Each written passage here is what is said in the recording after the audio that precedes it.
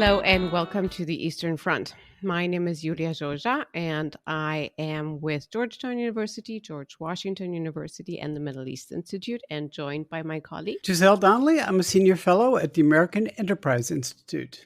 And Dalgo Rojas, also with AI. On our podcast, we talk about the many challenges to European peace that tend to emerge along a line running from the Baltic to the Black Sea, the Eastern Front, and about why those matter to the United States. If you enjoyed this episode, please consider subscribing, rating, and reviewing us. Today, we are joined by retired Admiral James Foggo, who served as Commander of the United States Naval Forces Europe-Africa and Commander of Allied Joint Force Command Naples. He's currently serving as the Dean for the Center for Maritime Strategy at the Navy League of the United States, and was very hard to get, but we're thrilled to have him joining us today. How are you? Julia, I am great, and thank you very much. It's an honor to be on your podcast with such a distinguished group of moderators and academics. So thanks for inviting me. Thank you for joining us. And you're joining us at a timely moment because obviously there's a lot going on in the maritime domain, particularly over the last week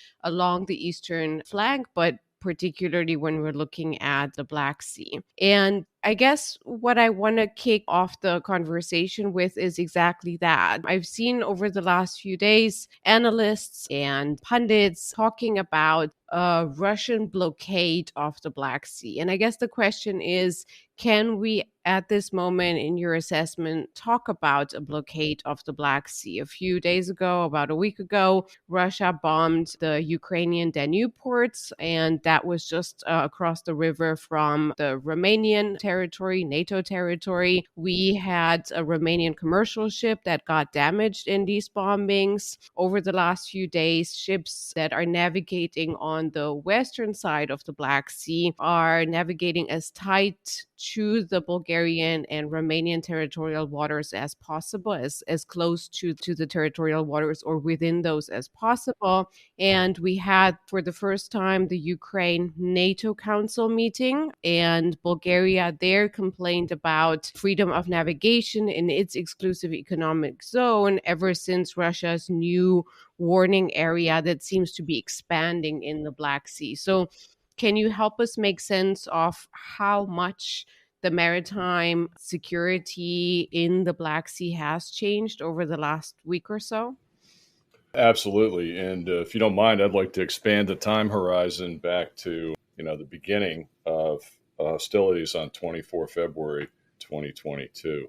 Essentially, the Russians attacked, they were unprovoked, obviously egregious activities that have turned into war crimes on the land, and at the same time, activities on the sea, in the Black Sea and in the Sea of Azov, attacking ports, strangulating the port of Mariupol, closing off the Sea of Azov. And that is something I call the boiling frog scenario that was going on for a very long time. And it was hurting Ukraine because that's a significant port facility that they use to import and export a lot of products. Once the Kerch Bridge was set, gave the Russians a choke point.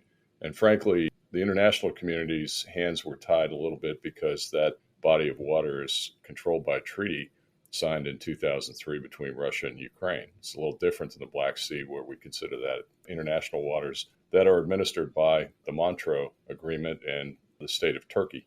So once the war broke out and there were attacks both ways, there was seizing islands like Snake Island, which went back and forth between the two belligerents, and ultimately the Ukrainians currently occupy that island. There were acts of heroism there to defend it. Then we realized that we had a problem with the export of about 40% of the world's grain and sunflower oil, which is used for baby food. It also hurt the Russians because they export fertilizer and grain from the same area. So this deal took place, Black Sea grain arrangement, and it was brokered by the Turks between the Russians and the Ukrainians. And, it was a year ago, August, where I wrote a piece with Dr. Mike Peterson from the Russian Maritime Studies Institute at the Naval War College that talked about the agreement.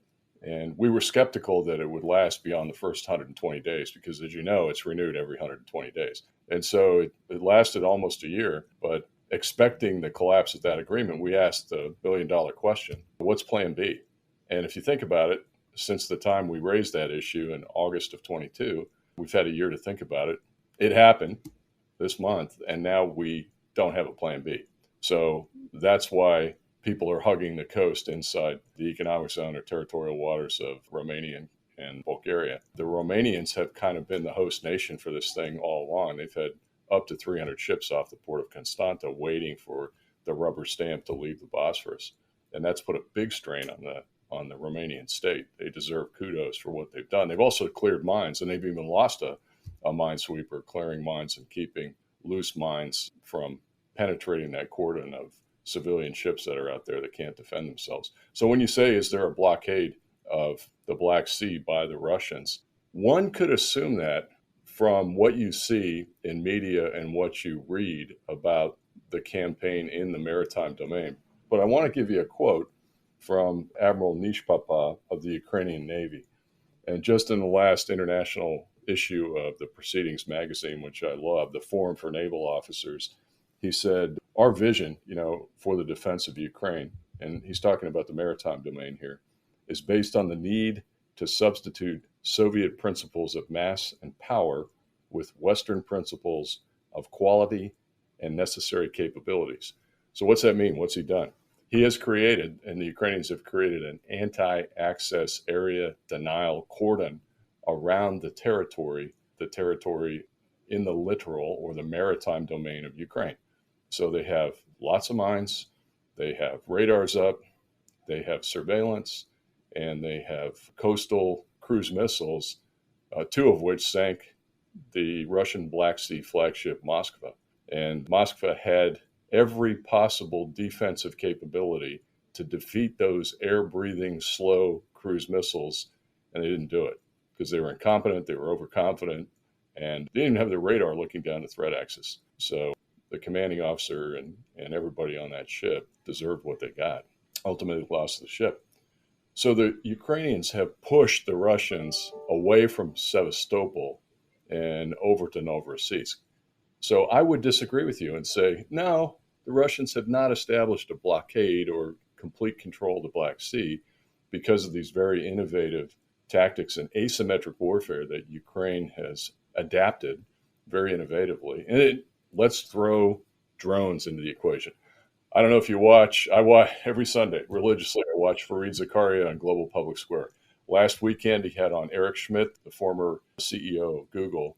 And Eric Schmidt's involved with Defense Innovation Unit, DIU, in the Department of Defense. He tries to help. And he had a little monologue on the capabilities that Ukraine is using with uncrewed or unmanned systems. And they're doing it very effectively. And Eric Schmidt has written about and is a fan of swarm tactics with unmanned systems. And certainly you can say that the Ukrainians are doing it. The Russians are doing it too.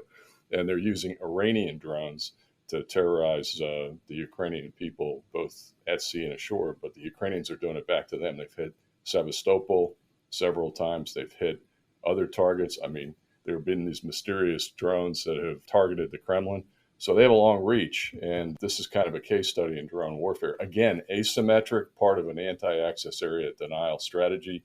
So I can't say at this time that the Russians have dominated the Black Sea. I think it's probably a draw. But could I ask you what you think the West and NATO, United States, should be doing collectively that we are not presently doing, specifically in two areas. One is to, respond directly to Russian actions in order to protect ourselves, deter future altercations in the Black Sea. And secondly, what we should be doing to help Ukraine to actually address this problem more holistically. So I think all of us on the podcast were elated at the sinking of the Moskva, but we haven't seen similar successes again in the Black Sea. So what is exactly the sort of constraint on the Ukrainian side that prevents them from really dealing with this problem more decisively and once and for all, that we could help them address? Yeah, I think Admiral Nishpapa has also made the statement. There's a big discussion about the transfer of the F-16, whether it be NATO countries who fly the F-16 who are willing to transfer that aircraft or provide training in that aircraft, or the United States who actually builds and sustains the F-16 for us and for our allies and partners. The F-16 is a great airplane to conduct suppression of enemy air defenses, but it can also suppress enemy maritime activity and push adversarial ships further out, of this cordon of anti-access area denial that I described that's pushed the Russians away from Sevastopol and all the way over to Novorossiysk. So that's one piece that's missing. The big problem, if you go back to December of 2021, and when I was 6th Fleet Commander and also Commander of Naval Forces Europe and Allied Joint Force Command Naples for the southern flank of NATO, we did exercises in the Black Sea all the time. So we had this one exercise called Sea Breeze that was with the Ukrainians. I did an NPR interview with Greg Myers yesterday, and I sent him a picture of myself and the Prime Minister of Ukraine, Prime Minister Yatsenyuk, and Ambassador Jeff Pyatt walking along the pier next to the Hemet Sayadashny, which is their flagship. They were very proud of that ship. It was an old FSB patrol frigate, and it always came out and operated with us. Always spit and polish. Everything on that ship was shine bright and brass or copper, and everything was painted, and they were always underway on time. They're very, very proud to put their best people on that ship. And in December of 2021, we had 3 ships in the Black Sea, 3 American ships. We had the command ship, USS Mount Whitney.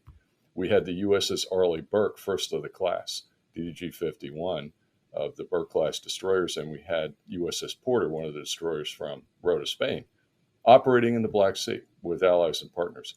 Civilian authority trumps military uniform, so there was a policy decision made to leave the Black Sea in December of 2021 because it was heating up. And nobody wanted to exacerbate or push Putin across the line and cause him to invade Ukraine. Guess what? It happened, regardless of whether those ships were there or not.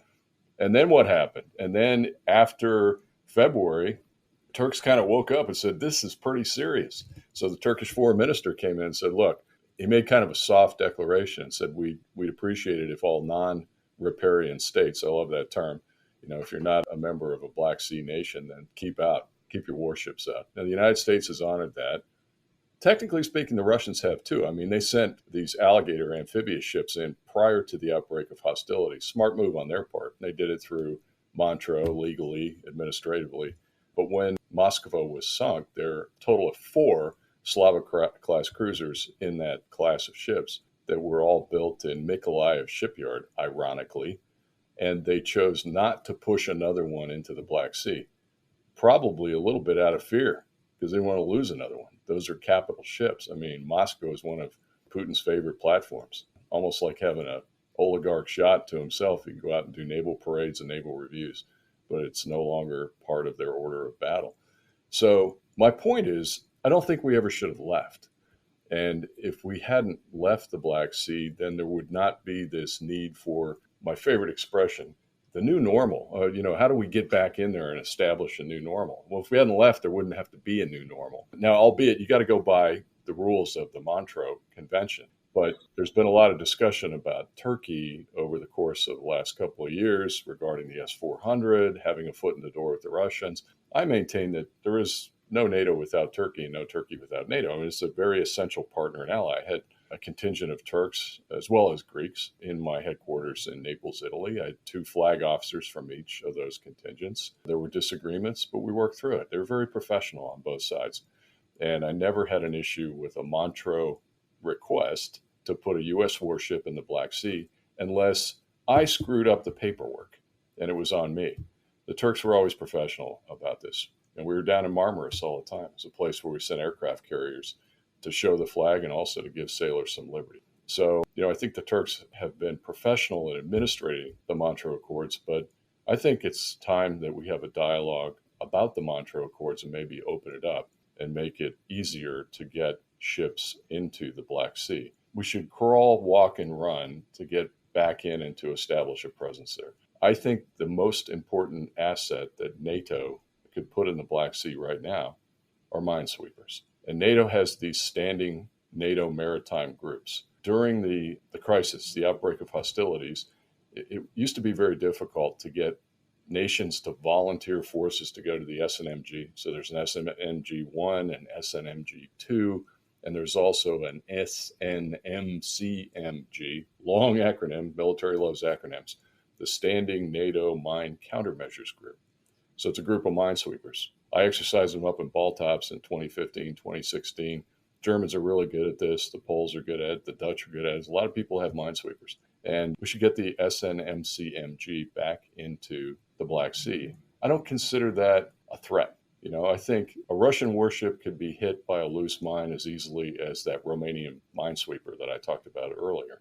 So I consider the SNMCMG's mission to be more humanitarian. The Romanian CNO told me recently that I think there's over 60 mines that have been swept that are loose in the Black Sea in the last year. That's pretty serious. We've created a problem now. It's going to last for 100 years. World War I, Baltic, Black Sea, lots of mines. World War II, Baltic, Black Sea, lots of mines. And here we are doing Baltops in 2015 and 2016, and we're finding some of these World War I and World War II mines popping to the surface or in exercise areas where we're going to drop anchor, and we had to get rid of them. So it'll haunt you for a long time. And we've now proliferated or prolonged that crisis of mines and loose mines in the Black Sea for 10, 20, 50, maybe even longer than that. So it's a problem. And if you establish a NATO presence with the SNMCMG first, then it gets everybody used to the fact that, they're back. And like I said, we never should have left. It's going to require some collaboration and cooperation with the Turks, but I can't imagine why they would object. Well, they're Turks, first of all. I wanted to push you a little on this if I could and suggest that the status quo ante is perhaps that we need to go beyond that. I mean, we have learned through the experience of the war that something like we need not just anti-access capabilities to deny Russian, surface or subsurface operations. We need to positively ensure freedom of navigation, especially for commercial vessels as well as combat ships. And that we ought to be looking for workarounds to get there as fast as possible. We could use some riparian fleets of our own. I mean, building up a Romanian navy, or after when it's appropriate or as soon as possible, a Ukrainian navy, but also having more permanent, maritime patrol aircraft, either manned or unmanned, so on and so forth, so that we can ensure that the sea is not merely demined and safe for U.S. and NATO warships to operate and exercise, but also obviously for commercial and grain shipments. It also seems to me that talking about enabling or financing or, creating Romanian and Ukrainian Navy would not only, that would put some pressure on the Turks to be more cooperative in regard to Montreux. It would take some of the leverage away from the Turks in terms of having that chokehold on the Bosphorus and the access to the open Med. So I'm just wondering if, those are just sort of off the top of the head suggestions, but what do you think about the idea of going beyond what the status quo was to ensure that this vital waterway is no longer under such a dire threat from because even in the best outcome, the Russians will still be able to cause havoc and mischief in the Black Sea, even from land-based systems. And that just seems to me to be an unacceptable threat to try to live with over the long haul. Sorry for the long and leading question, and I hope there's a question there beyond, don't you agree with me? But I'd be interested in your view about what a more durable and opportune Black Sea structure would look like. Yeah, well, Giselle, you're singing music to my ears. It's almost like you're spouting Alfred Thayer Mahan and sea lines of communication and freedom of navigation. So I love it. So I will agree with you. But you brought up a whole bunch of great points that are worthy of deep diving on. So freedom of navigation. What do you do about commercial vessels? How do we restore peace and security and make the Black Sea, like every other body of water in the world, the global commons? We use that term loosely, but it means, it's for everybody. It's not for one nation.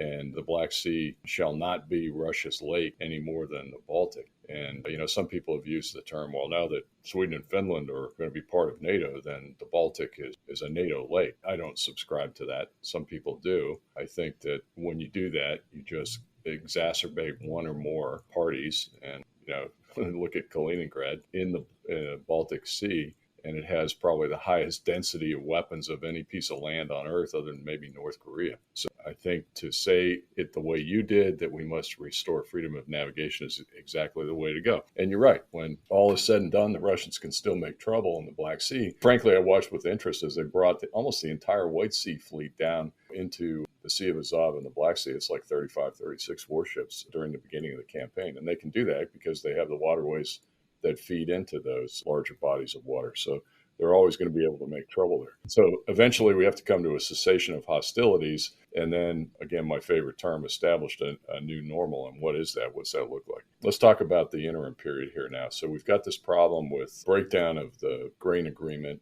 And what do we do with bulk carriers to get out of the Black Sea into the Bosphorus and to the countries and third world countries that need the food supplies? Really, really tough problem. And the Russians have threatened to sink those bulk carriers. They do have a right under international law to search them to see if ships going into Ukraine are bringing weapons, because those two nations are belligerents. But it's outrageous to think that they would randomly sink a bulk carrier with civilian mariners on board. That's World War I and World War II stuff, and that should not stand. They haven't done it yet. What they have done is they've gone after the grain import, and they're doing enormous damage there, not just destroying grain stocks and taking, food out of the mouths of underprivileged and third world nations that need it, but they're also destroying equipment. They're destroying conveyor belts and cranes and infrastructure and ports that will be damaged and won't be able to be repaired for years. I think it's going to cost €1 trillion to put Ukraine back together with all the damage that Russia has done, and Russia should pay the majority of those costs, but good luck with that. It's going to be the Western powers that come in and do that after the cessation of hostilities. So we still got to figure out, and the Russians are profiting from this attack on facilities in Odessa and other places where grain is stored, because who has the greatest supply of grain other than Ukraine? The Russians do. So the Russians are having a Russia-Africa conference right now, and Putin is telling the African leaders, don't worry about it. We're going to give you the grain for free out of the goodwill of the Russian people. And then eventually he'll sell it, and he'll skirt around international sanctions in order to get money. China needs grain as well. And there's been grain deals that have been going back and forth between Russia and China that are outside of the sanctions accords. So in my What's Plan B article in War on the Rocks, we thought about ideas up at the Naval War College last year that might work if this thing fell apart. And one is, let's go to some third parties, some non-aligned states that might be affected by the need for grain, the lack of grain, that have a navy that might be willing to go in and do escort operations. And this would have to be agreed to, of course, by the belligerents and by Turkey. And I think Tunisia is one of those nations. Morocco is one of those nations. Egypt is certainly one of those nations, has a very capable navy.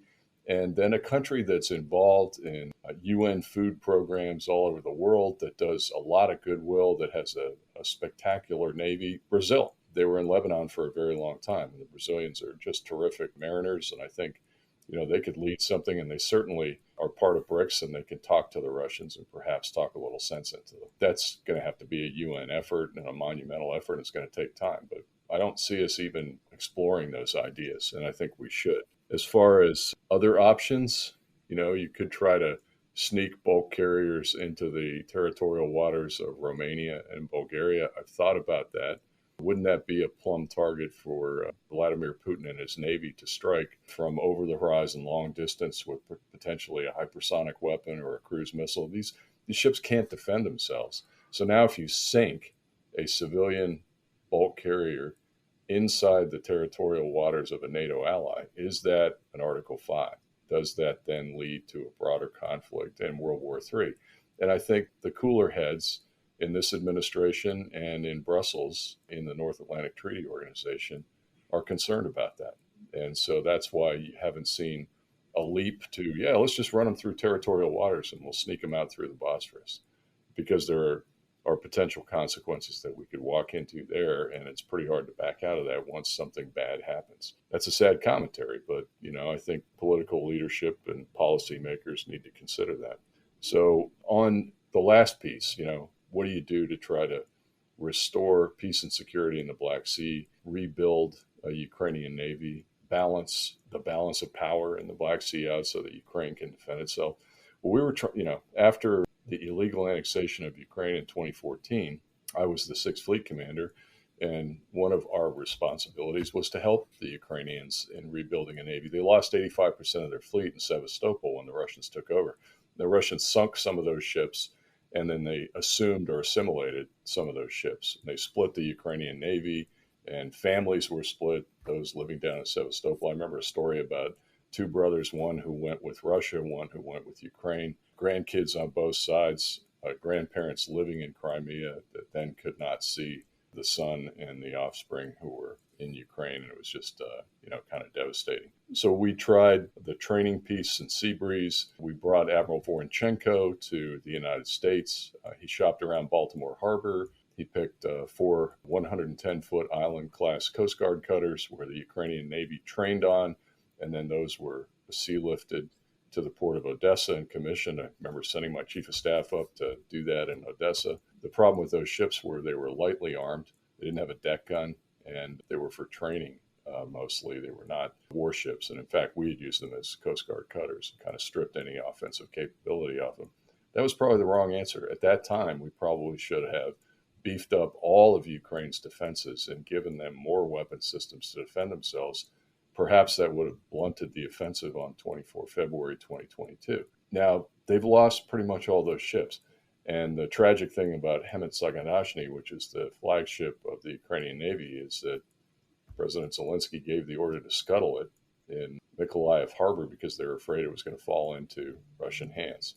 So they really have nothing in their Navy except some small patrol craft and this anti-access area denial capability that they have so innovatively and ingeniously executed against the Russians.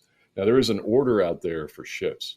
I think the French have options. The United States certainly has options for these Mark 6 class patrol craft. These are small patrol craft. They're not big capital ships like Hemet Sakadashny. But Admiral Nish Papa said that they're preparing to buy the Ada class Hetman Ivan Mazepa corvette from the Turks. They're supposed to be ready in 2024. A really nice looking ship. Your viewers or your listeners can't see it, but I've got the picture right here. And it has a 76 millimeter gun, torpedoes, and harpoon. Now, the big question is, if it's ready in 2024, how do you get it to the port of Odessa? And this is beneficial for the Turkish economy, obviously. And I'd like to see a couple of those ships go into the inventory of the Ukrainian Navy. So that's a possibility. We'll have to see how it all plays out. And somebody asked me yesterday, well, do you think that that ship, that corvette, would be a suitable platform for escort operations of civilian bulk carriers? Yeah, with a 76 millimeter gun, torpedoes and harpoon, anti-ship cruise missiles, absolutely, I do. And I think that's where you have to start in rebuilding the Ukrainian Navy. Look at Georgia. After the 2008 Georgia-Russia war, they lost a significant part of their coastline when they lost Abkhazia and South Ossetia. And then afterwards, there's been a lot of work done in their port facilities in Batumi. And they decided, and NATO decided, and collectively the West decided, probably best that you have a design, not for a big Navy, but for a Coast Guard to defend what coast you have left. And that's what Georgia did. And they've been very professional and very effective at patrolling their coast, but they don't go out and project power into the Black Sea. So there's got to be a strategy for Ukraine, a maritime strategy, and there should be a broader Black Sea strategy. And let me end on this as to this part of your question, Giselle. What is the Black Sea strategy? Do we have one?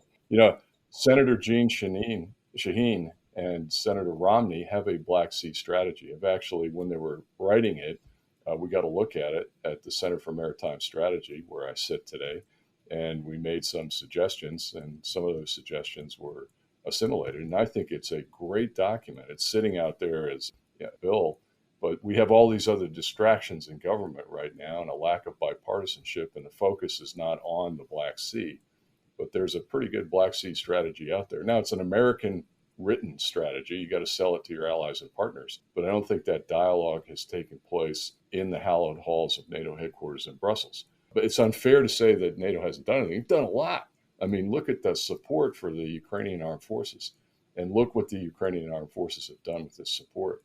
There's kids dying on the battlefield every day. They deserve enormous credit for their ability to push back and their ability ability to sustain this fight over a long period of time and their bravery and their courage. But in the broader, bigger picture, what's the end state and what's the strategy for the Black Sea region?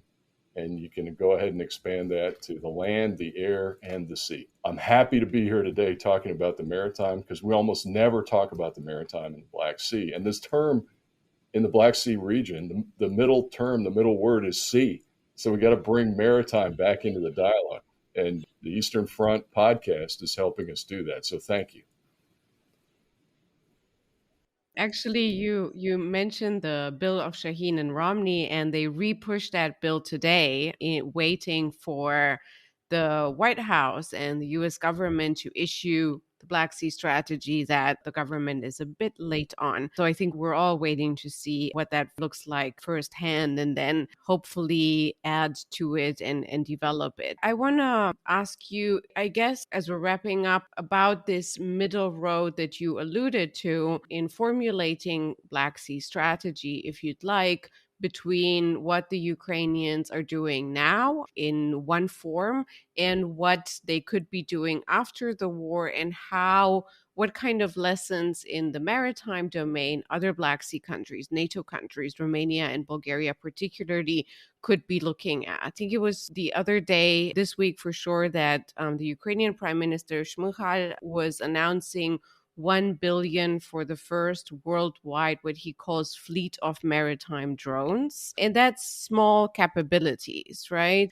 That's building into what you mentioned a few times and what the Ukrainians, I think, were trying to conceptualize before the full-scale invasion as something called mosquito fleet. And some of the questions that I keep hearing around Bulgaria and Romania are, so why would we be investing into larger maritime capabilities when they run the risk of being attacked, destroyed by Russia, especially after lessons learned of the Moskva? On the other hand, you mentioned, we could sneak stuff in.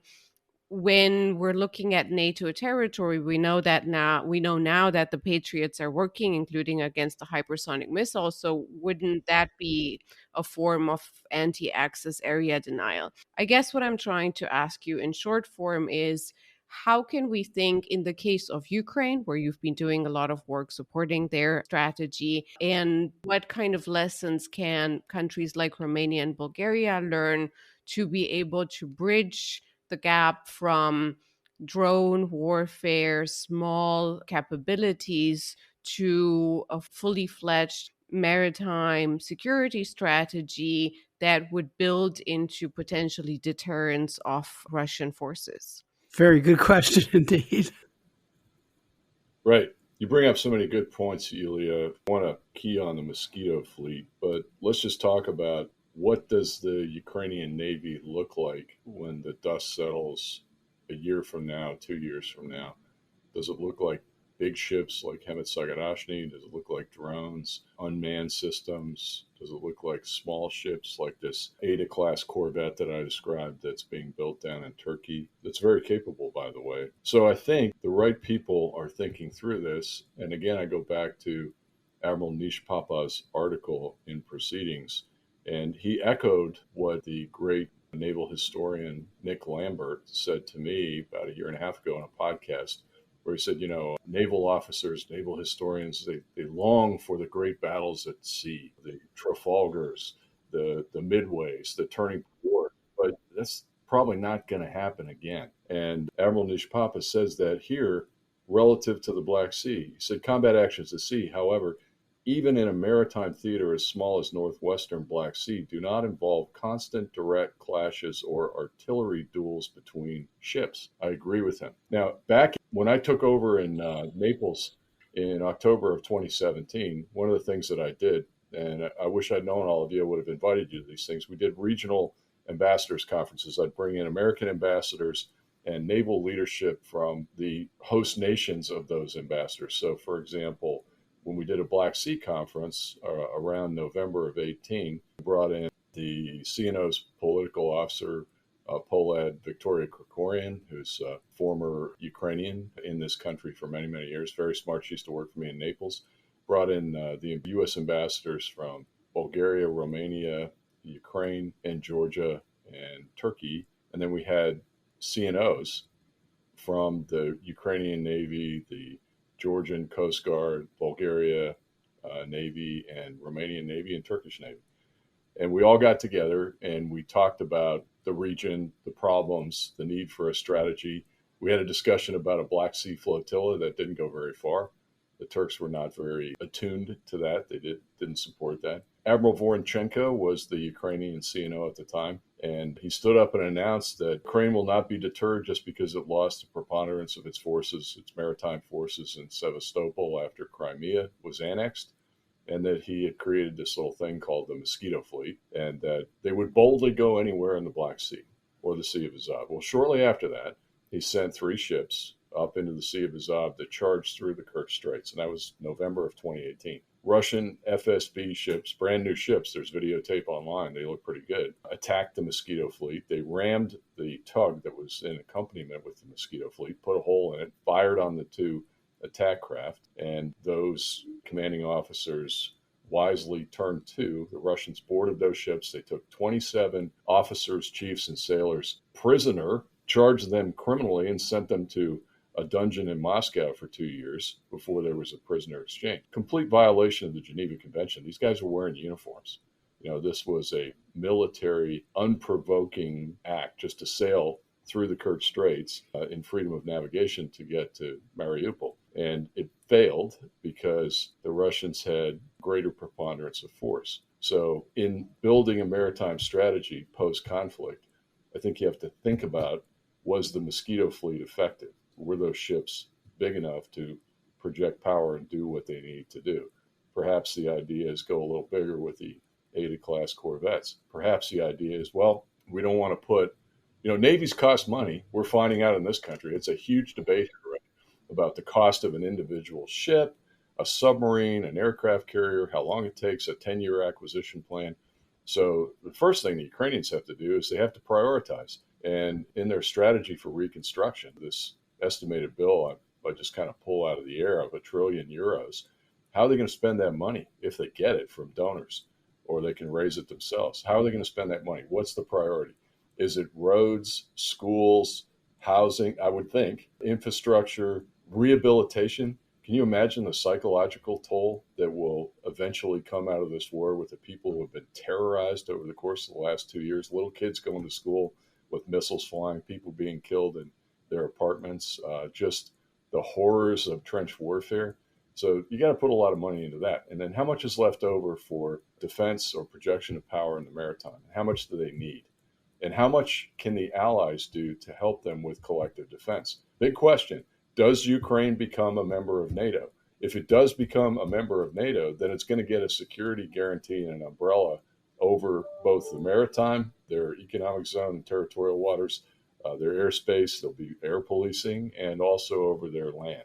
Then they'll be able to participate in NATO exercises. There'll be a lot of NATO people in the country, and they'll get more intelligence sharing as members of NATO. So that factors in to how much they have to spend. Of course, NATO will tell them we got to spend 2% of your GDP. Well, I think they've exceeded that. Check that block off. And how much aid are they going to get from everybody else? And back to what Eric Schmidt said. I agree with him. He's a heck of a lot smarter than me. I think that the Ukrainians are writing the book in uncrewed or unmanned defense of their territory, whether that's over water or over land, and that the rest of us are going to learn a lot from that.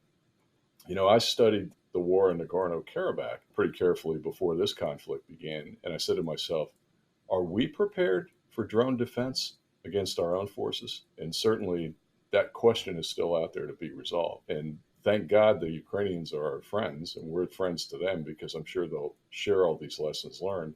And that's going to go into U.S. strategy as well to determine whether or not we want to spend less and buy cheaper platforms like unmanned systems to do the job that much more expensive manned platforms are doing today, or do we want to have some kind of a hybrid mix?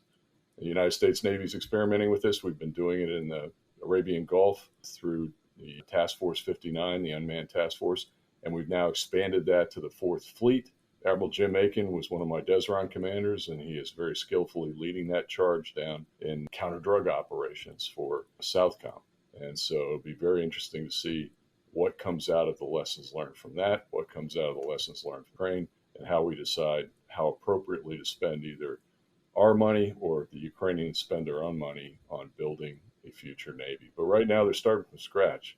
They've got pretty much nothing. So it's a whiteboard that's blank, and they're going to have to fill it in. Admiral, just to wrap up, I'd like you to put your blue suit back on for a minute or two. And I never took it off. Yeah, I'm like Admiral Ricker. I'm just sitting here wearing a suit. I'm kidding, of course. Yeah, I did take it off. okay. I opened the door to that one for sure. And ask you, I mean, you sort of alluded to it in your last comments, and certainly the Sea Service has struggled to figure out, what it's supposed to do for the last 30 years. And it's just, sort of itself organizationally pivoted from its literal LITTORL period back to a more blue water posture and orientation. So if you had to say, imagine 10 years from now when we were looking at what the Navy had done structurally, procurement-wise, operationally, to digest the lessons of the Russo-Ukrainian War, what would we look for, and what do you think the senior service leadership is seeing when it reads the headlines every day? Yeah, Giselle, I mean, you kind of struck a nerve there. Before I talk about Ukraine and lessons learned there, let's just talk about the lessons we've learned about ourselves. And so we got wrapped up after 9/11 in Homeland Defense Forward. Let's play the away game and not the home game. Let's make sure that America is never attacked or experiences a sucker punch like we did on 9/11. And so we took that fight to Iraq, we took that fight to Afghanistan, and it was clear what we were doing in Afghanistan for about the first year. And then it became blurred after that for the next 19 years. And for 20 years in Iraq and Afghanistan, and trillions of dollars of both our treasure and our blood of our young soldiers, sailors, airmen, and Marines, we had our boots in the sand and, quite frankly, our heads in the sand. And meanwhile, China slowly plodded along. And now they're in the most impressive naval armaments race I can remember in my 40 years. And I started out as a Cold Warrior with us and NATO against the Soviet Union and the Warsaw Pact. China has an incredible anti-access area denial program of its own, with ballistic missiles that are intended to keep the United States Navy out. China has developed its own DS-17 hypersonic missile. The Russians have developed Zircon. We do not yet have one because our attentions were focused elsewhere on the global war on terror. And we were trying to be the world cop. And meanwhile, our adversaries were like, look at the Americans. They're spending their treasure on diversions. And while they're doing that, we're going to get stronger. We're going to get stronger economically, and we're going to get stronger militarily. And someday we will challenge them, and we will knock them off this top dog status that they have, both economically and militarily in the world. And that fight is coming soon. And so, to your point, we adapt to the environment that we live in. 20 years ago, we thought that literal warfare was the way to go, that the next conflict would probably be in the Arabian Gulf. We had 2 carrier strike groups there for a decade, and we exhausted ourselves and our sailors and our ships. And now we've pivoted, and we recognize that the pacing threat is China and Western Pacific. And we can't go it alone, so that's why we're trying our best to try to create alliances. We're trying to bring India on board. Prime Minister Modi was just here. Lots of good discussion there. We've reinvigorated the Quad, and we have created AUKUS, which is more than just an agreement that provides nuclear submarines to Australia. It's a much broader geopolitical agreement. Today I read this morning that perhaps New Zealand would join. Perhaps someday Canada will join. Maybe we'll call it CAUCUS. Perhaps the Japanese will join. Hey, the more the better. I mean, they don't have to have a submarine. They can be part of this alliance that pushes back against illegal aggression and stealing of rock shoals and islands in the South China Sea, just because somebody doesn't agree with international norms and standards of behavior. So what do we take away from this war in Ukraine? I started with the time to arm Ukraine was 2014. We missed that opportunity. We missed several signals. The boiling frog scenario in the Black Sea, as the Russians built up forces there, completed the Kerch Bridge, strangled Mariupol, wouldn't allow traffic to pass through, attacked the Mosquito fleet, carpet bombed the northern Black Sea with notice to mariners intended to notify civilian mariners and other militaries of an exercise that lasts about 2 weeks. We're going to go bomb this part of the ocean, mine this part of the ocean, do a submarine torpex, and then it's done. And we publish another one that says, okay, all clear. You can pass through now. Nope. They left those notice to mariner restrictions down for over a year. And it was a precursor to what happened on 24 February 2022, the invasion and illegal attack, or as Putin calls it, a special military operation. I call it a war, an unprovoked war against Ukraine. We missed all those signals. So first things first, that lesson is arm them early, go ugly early. 2, pay attention to the intelligence and analyze the intelligence and come up with the conclusions. And they may be different. There may be different courses of action or different conclusions, but let's parse those conclusions and make sure that we know what the adversary is doing. And the third thing is Bridge Colby talks about, and so does Corey Shockey, they talk about, do we have a deterrent strategy? Do we really, does integrated deterrence, which is the new buzzword in the national security strategy, does that really work? Did it work to deter Vladimir Putin? Well, there's no way you can say yes because he attacked Ukraine anyway. So do we want to deter, or do we want to wait until hostilities have broken out and then punish the adversary for what they have done? So people a lot smarter than me would say, well, we didn't deter, so now we're into the punishment phase. But the punishment phase has been incremental. So for the longest time, we said we couldn't give them tanks. We said we couldn't give them high performance jets, old Russian jets like the MiG-29. Oh no, we can't do that. We said we couldn't give them, lots of artillery or HIMARS. We gave them all that stuff. And then we gave them armored vehicles to help them with the counteroffensive. We eventually got to the point where we said, okay, why did we hesitate? I think we're worried about the use of a tactical nuclear weapon. He hasn't used a tactical nuclear weapon. So there's some hesitancy there on the part of the Russian leadership or Putin himself to do that. So why haven't we given them ATACMS? Perhaps we should. Why haven't we given them the F-16 for suppression of enemy air defenses or attacks against adversaries' maritime elements at sea? Perhaps we should. And so a lesson out of this, the big picture lesson is, don't just incrementally give stuff to your ally or your partner. Give them what they need. And then finally, I will say, decide what you want the end state to be and stick to it. I have no idea what the end state is here. Is it to win, or is it to slow roll the conflict until everybody gets back to the peace table and then we draw a line? Seems like it's the latter and not the former. And I think we're at a very critical crossroads here where the Ukrainians could actually win this if they had the right equipment. Just my opinion. And the opinion of others, like my friend Ben Hodges. Certainly, Admiral Joey Foggo, you have been preaching to the choir, and if we can add our 2 cents to what you've said more eloquently, but we keep repeating for 1.5 or over 1.5 years now, it is also that while we do not know what the end game is and what our objective is, we also do not consider and do not address how much the costs are mounting in every single way, whether it's Ukrainian lives or it is the costs of using punishment instead of deterrence militarily or in commercial. And just to add, it was popping up on my screen while we were recording, the insurance for ships in the northwest of the Black Sea, not just Ukraine, but also the others, has been going up 35% just over the last week. And so I guess this is new data that is confirming what you were saying. But to wrap up on a good note, as we're always trying to do, no, I've given up on that, but it is kind of our gimmick to try to end the episode. Thank you so much for joining us, for talking us patiently through what Black Sea strategy, maritime strategy would look like, and giving us a lot of food for thought beyond the Eastern Front when it comes to maritime security overall. So thank you a lot for joining us.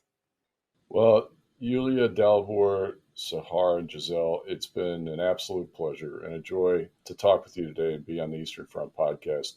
Thank you for allowing me to come in as the Dean of the Center for Maritime Strategy of the Navy League and pontificate about the maritime, which is probably, of all the domains, the most ignored in this conflict. And again, I go back to what I said.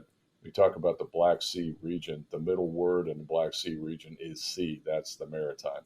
And we've got to pay attention there. What's happening in the Black Sea right now, I'll put it this way. I predicted that what happened in the Sea of Azov with the strangulation of Mariupol before the outbreak of hostilities, if that protocol worked for Vladimir Putin, he would, and I'm on record as saying this many times, he would export that protocol to the rest of the Black Sea region. And he did. So do we now expect him to export this protocol in the Black Sea region? You started with the question, has he created effectively a blockade of the Black Sea region? If he thinks he's been successful, will that happen in another body of water like the Baltic or the Arctic? I worry more about the Arctic than I do the Baltic. And I think that could be the next source of tension between NATO, the United States, China, and Russia. And so we cannot let this stand in the Black Sea. We cannot allow precedent to be set. So thanks very much for what you're doing and keeping the maritime in the crosshairs. I really appreciate it. And I would add just one thing for anybody out there listening. If you want to log on to our website, it's www.centerformaritimestrategy.org. We've got a podcast, The Maritime Nation. We've got an online journal, The Mock, and we have a newsletter, and you're all welcome to sign up, and it's all free, no charge. Thank you. From me, Julia Joja, and my friends, Giselle Donnelly and Dalit Buruhaj. thank you for listening to the Eastern Front. If you enjoyed this episode, please consider subscribing, rating, and reviewing us. And to stay up to date with the Eastern Front, please give us a follow on Twitter at Eastern Front Pod, one word, and sign up for our newsletter through the link included in the show notes. You can find more episodes and additional content on our website, aei.org, Apple Podcasts, Spotify, or wherever you get your podcasts. Thank you, and until next time, goodbye.